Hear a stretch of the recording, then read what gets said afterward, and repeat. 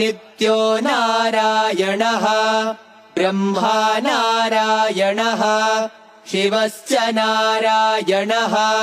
शक्रश्च नारायणः द्यावा पृथिव्यौ च नारायणः कालश्च नारायणः दिशश्च नारायणः ऊर्ध्वश्च नारायणः अधश्च नारायणः अन्तर्बहिश्च नारायणः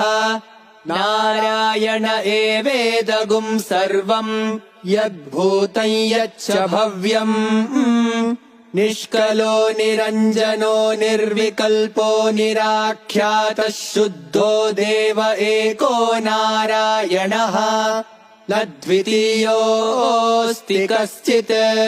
य एवं वेद स विष्णुरेव भवति स विष्णुरेव भवति